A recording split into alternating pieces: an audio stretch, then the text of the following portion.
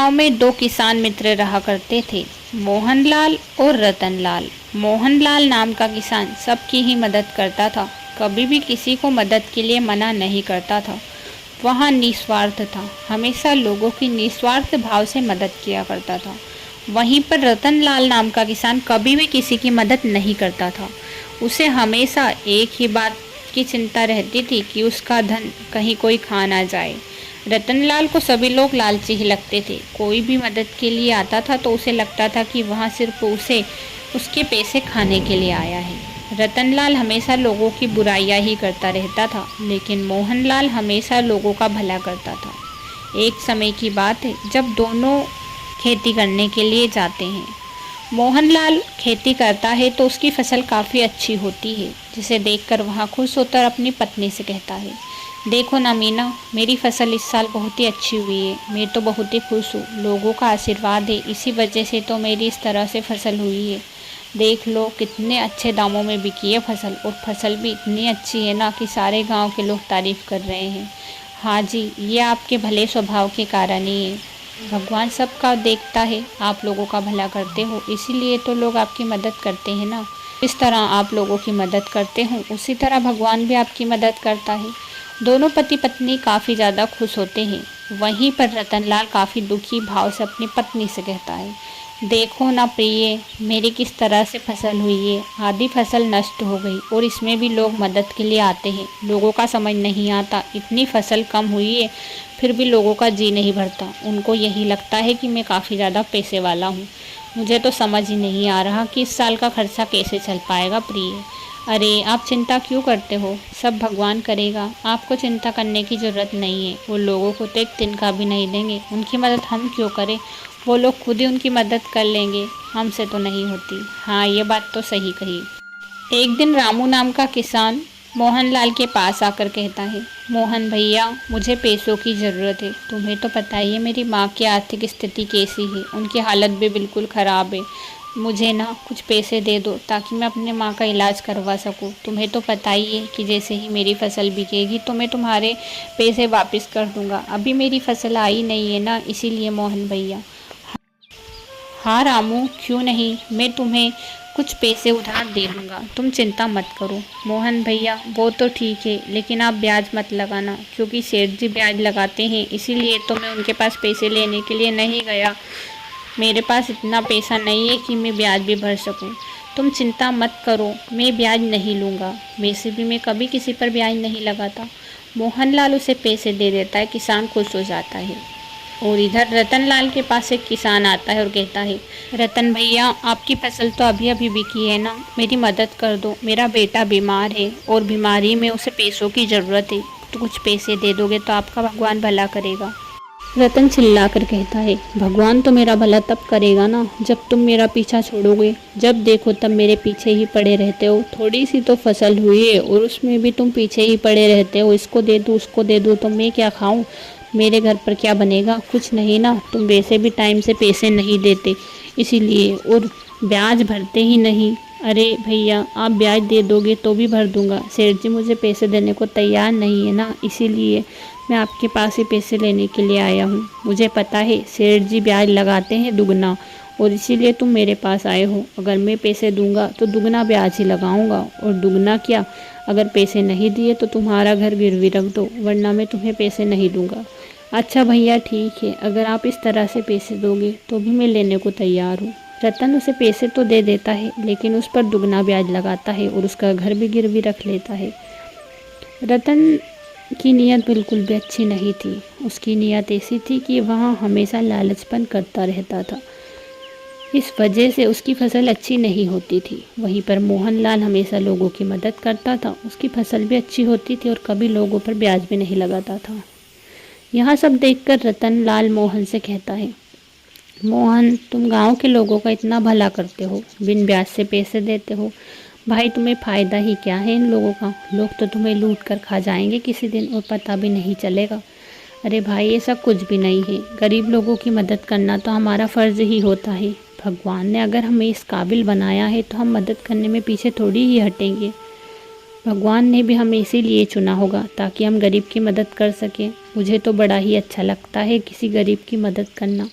वो सब तो ठीक है भाई, लेकिन तुम जिस इंसान को भी पैसे देते हो ब्याज नहीं लेते सुना है।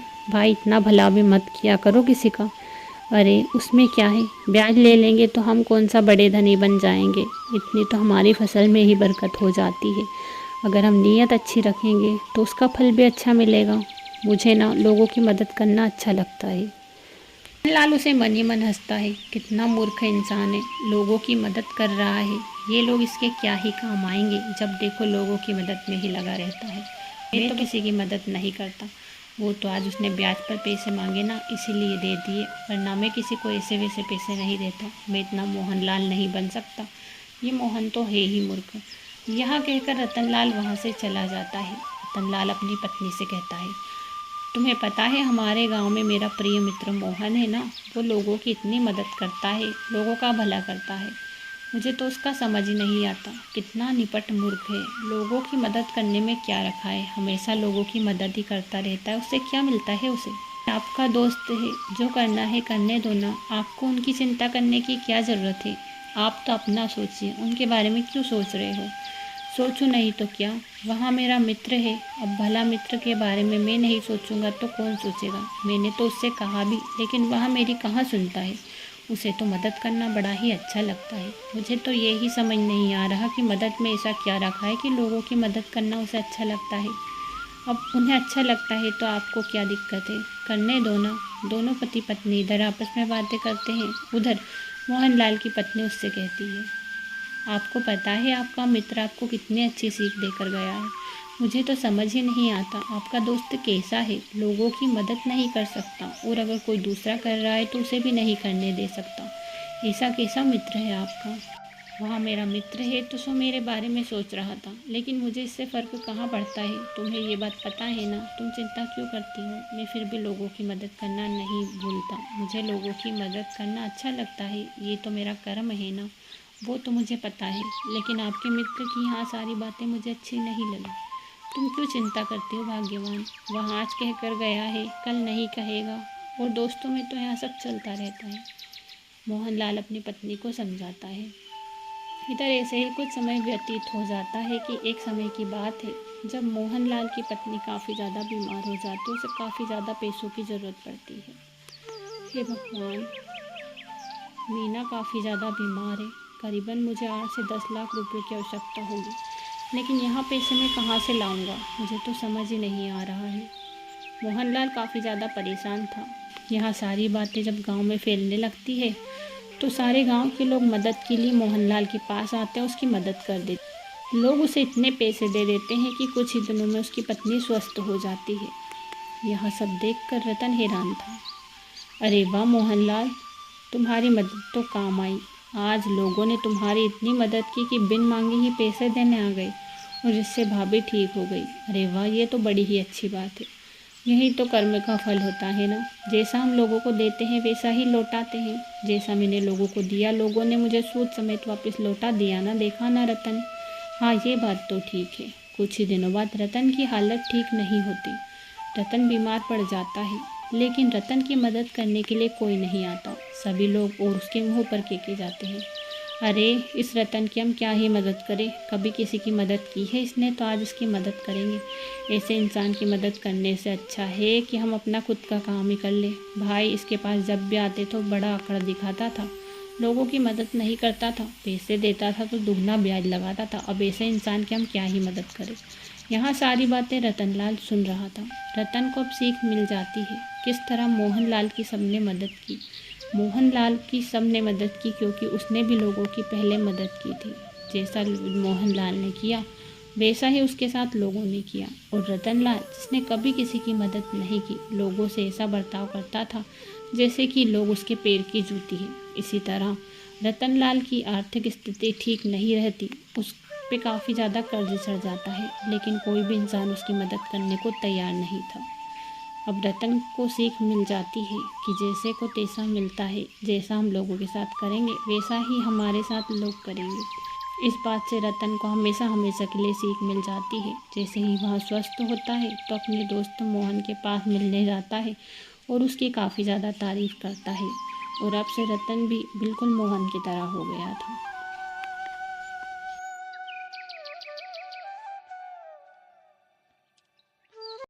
मुंसीपुर नामक गांव में ठंड का कहर अपने चरम पर था। ठंडी ठंडी हवाएं चल रही थी। चारों तरफ ठंडी ठंडी हवाओं ने लोगों का जीना हराम कर दिया था। अरे अनुपमा, तुम्हें पता है आज कितनी कड़ाके की ठंड है। बाहर निकलना भी मुश्किल हो रहा है। मुझे तो समझ ही नहीं आ रहा बाहर काम करने के लिए कैसे जाऊं। अरे काम करने के लिए नहीं जाओगे तो घर का गुजारा कैसे चलेगा। आपको तो पता ही है, आपके काम किए बिना तो घर का गुजारा ही नहीं चलता। अरे तुम्हें तो पता ही है, सेठ जी ने मेरा जीना हराम कर रखा है। कैसे मैं काम करूं, दिन भर काम करवाते हैं। ठंड का कहर ऐसा है कि अल्लाह के सहारे ही जी रहे हैं, लेकिन फिर भी मुझे बाहर जाना तो मुश्किल हो रहा है। अनुपमा, ए जी आप ऐसा मत करिए ना। देखिए ना हमारा मोंटू हर रोज़ किस तरह तरह का खाना मांगता है। और आपको पता है ना, पैसे घर में नहीं होंगे तो राशन भी नहीं रहेगा। राशन नहीं रहेगा तो पेट का पालन कैसे करेंगे। अच्छा ठीक है अनुपमा, अब तुम कह रही हो तो इतनी ठंड में भी बाहर जाता हूँ। बेचारा मोहन ने ठंड में भी बाहर मेहनत के लिए जाता है। मोहनलाल सेठ के यहाँ पर काम किया करता था। सेठ बहुत ही खतरनाक था। इतनी कड़ाके की ठंड में भी वहाँ किसी भी इंसान को थोड़ा सा भी आराम नहीं करने देता था। मोहनलाल जब 2 दिनों बाद सेठ के यहाँ पर काम करने पहुँचता है, तब सेठ चिल्लाकर कहता है, मोहनलाल 2 दिनों से तुम यहाँ पर काम करने के लिए नहीं आ रहे हो। तुम्हारा तो कुछ समझ ही नहीं आ रहा, इतने दिनों बाद लौट रहे हो। तुम्हें पता है ना कितना काम मेरा तुम्हारे सहारे है। तुम्हें ना मैं नौकरी से निकाल दूंगा। सेठ जी इतनी कड़ाके की ठंड है, अब घर से निकलना मुश्किल हो रहा था। अल्लाह के सहारे ही तो ज़िंदगी जी रहे थे। अब क्या कर सकते हैं सेठ जी, हमारे हाथ कुछ नहीं है, सब भगवान के सहारे ही है। अगर भगवान ठंड कम करेंगे तो हम काम करेंगे। अरे काम तो हमारे हाथों ही होता है ना। इतने दिनों से सभी लोग भी तो मजदूरी कर ही रहे हैं। तुम्हें बड़ी ठंड लग रही है। सेठ जी ठंड तो लगती है सबको, लेकिन क्या करें, मजबूरी है सबकी। बेचारा मोहन सेठ के कहने पर मेहनत करने लगता है। हे भगवान, ये सेठ जी भी कितने खतरनाक है। इतने खतरनाक ठंड में भी किसी को नहीं छोड़ते। अब क्या करो, घर का खर्च चलाने के लिए तो ये सब करना ही पड़ता है। मोहन घर जाकर अपनी पत्नी से कहता है, आज तो बड़ा ही कड़ाके की ठंड थी। तुम्हें पता है, जब मैं सेठ के यहाँ गया तो सेठ ने मुझे बहुत ही डांटा, क्योंकि 2 दिनों से मैं काम जो करने नहीं गया था। अब क्या कर सकते हैं जी, हमारे हाथ तो सेठ के काम करने के अलावा कुछ है ही नहीं। अब क्या करें, हमारे पास कुछ है भी तो नहीं कि हम सेठ का काम छोड़ सकें। अगर कुछ ज़मीन होती तो हम सेठ का काम छोड़ भी देते। हाँ भाग्यवान, कह तो सही रही हो, हमारे हाथों तो बस सेठ का काम ही है। दूसरे दिन मोहन फिर से सेठ के यहाँ पर काम करने के लिए जाता है, लेकिन सेठ उससे कहता है, मोहन तुम्हारी इस महीने की पगार अब नहीं मिलने वाली। तुम्हें पता है तुमने इस महीने ठंड की वजह से कितनी छुट्टियाँ ली है, तो मैं तुम्हें इस महीने ज़्यादा पैसे नहीं दे सकता। तो तुम देख लेना तुम्हारे हिसाब से इस महीने का खर्च कैसे चलाओगे। सेठ जी अब मैं खर्च कैसे चलाऊँ, यहाँ पर दिन भर काम करता हूँ और ठंड का कहर तो इतना है कि बाहर जाना मुश्किल हो रहा है। मैं अपने घर का खर्चा कैसे चलाऊँगा सेठ जी, आप मुझे पैसे दे दीजिए ना। अरे मोहन, तुम बस भीख मंगे की तरह भीख मांगने आ जाते हो। तुम्हें पता है ना मैं तुम्हें पैसे नहीं दूंगा तो नहीं दूंगा। यहाँ कहकर सेठ मोहन को घर से भगा देता है। मोहन घर आकर अपनी बीवी से कहता है, सेठ इस महीने की पगार मुझे नहीं दे रहे। कह रहे हैं कि तुमने इस महीने काफ़ी ज़्यादा छुट्टियाँ कर ली है। अब मैं क्या करूँगा भाग्यवान, मुझे तो कुछ समझ ही नहीं आ रहा, ना ही कोई रास्ता नज़र आ रहा है। अरे आप चिंता क्यों करते हो, सेठ जी आपको काम नहीं दे रहे तो क्या हुआ, आप सुनील भैया के यहाँ से कुछ किराने का सामान ले आइए, जिससे हमारे घर का खर्च चल जाएगा। अगले महीने की पगार में आप उनके पैसे दे देना। वो तो आपके अच्छे दोस्त हैं और आपको पैसे भी दे देंगे। हाँ हाँ, ये बात तो तुम सही कह रहे हो। सुनील तो मेरा काफ़ी अच्छा दोस्त है। अगर मैं उससे कुछ सामान मांगूंगा तो वहाँ मुझे उधार दे ही देगा। तुरंत ही मोहनलाल अपने दोस्त सुनील की दुकान पर जाता है और कहता है, तुम्हें तो पता ही है सुनील, इस महीने कितनी ज़्यादा कड़ाके की ठंड है, हर जगह शीत लहर चल रही है। अब मैंने सेठ जी के यहाँ से 2 दिन की छुट्टी कर ली तो सेठ जी ने तो मुझे काम से ही निकाल दिया। कह रहे हैं कि इस महीने की पगार नहीं देंगे और अगले महीने आना। अब मैं कैसे घर का खर्च चलाऊं, कड़ाके की ठंड है, कुछ बेच नहीं सकता, घर से बाहर निकल नहीं सकता। तुम्हें तो पता ही है हमारा गांव कितना अंदर है, जंगल के रास्ते से होते हुए शहर जाना होता है, वहाँ भी मेहनत करने नहीं जा सकता। क्या करूँ, कुछ समझ ही नहीं आ रहा। मुझे ना कुछ सामान चाहिए, अगर तुम उधार दे दोगे तो तुम्हारा बड़ा ही एहसान रहेगा। अरे भाई, वो तो मुझे पता है, लेकिन पहले का ही उधार कितना है तुम्हारा, तुमने वो नहीं दिया है, अब मैं तुम्हें उधार कैसे दे दूँ। तुम्हें तो पता ही है, इस गांव में लोग जब पैसे ले लेते हैं तो वहाँ भी उधार नहीं देते। मेरा भी ना शहर के सेठ पर काफ़ी ज़्यादा कर्ज है, मैं तुम्हें कुछ उधार नहीं दे सकता। मोहनलाल को काफ़ी ज़्यादा मायूसी मिलती है। वह अपने घर लौट आता और बीवी से कहता है, क्या करूँ अनुपमा, सुनील मेरा दोस्त, उसने भी मुझे किराने का सामान नहीं दिया। अब हमारे घर का खर्च कैसे चलेगा, मुझे तो कुछ समझ ही नहीं आ रहा। आप चिंता मत करिए जी, एक काम करते हैं, कल हम जंगल में कुछ लकड़ियाँ इकट्ठा कर लेते हैं और उन्हें शहर में बेच देते हैं। अगर कुछ दामों में बिक गई तो हमारे इस महीने का खर्च तो चल ही जाएगा। वो तो मुझे पता है, लेकिन उसके लिए तो हमें जंगल में घर बनाना होगा, क्योंकि जंगल में तो कड़ाके की ठंड होती है और हमें दिन रात मेहनत भी करनी होगी। उसके लिए हमें रात भी वहीं पर गुजारनी होगी। हाँ, ये बात तो सही है, कड़ाके की ठंड तो काफ़ी ज़्यादा है और जंगल में तो ठंड भी काफ़ी पड़ती है, लेकिन कुछ तो करना ही होगा ना। दोनों पति पत्नी दोनों सुबह होते ही जंगल जाते हैं और जंगल में दोनों लकड़ियाँ काटने लगते हैं कि मोहनलाल कहता है, अनुपमा, तुम्हें काफ़ी ज़्यादा ठंड लग रही होगी, मुझे लगता है कि तुम्हें यहीं आसपास कहीं पर झोपड़ी देख लेनी चाहिए।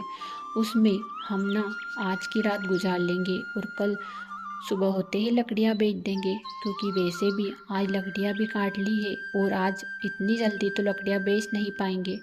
आप सही कह रहे हो, लेकिन उसके लिए हमें खुद ही झोपड़ी बनानी होगी। यहाँ तो आसपास कोई झोपड़ी नज़र ही नहीं आ रही मुझे तो। तुरंत ही अनुपमा और मोहनलाल एक झोपड़ी तैयार कर लेते हैं और उसे देखकर खुश होते हैं। अरे वाह, ये तो काफ़ी सुंदर झोपड़ी है, इसमें हम रह लेंगे और आज का गुजारा तो कैसे भी कर ही लेंगे।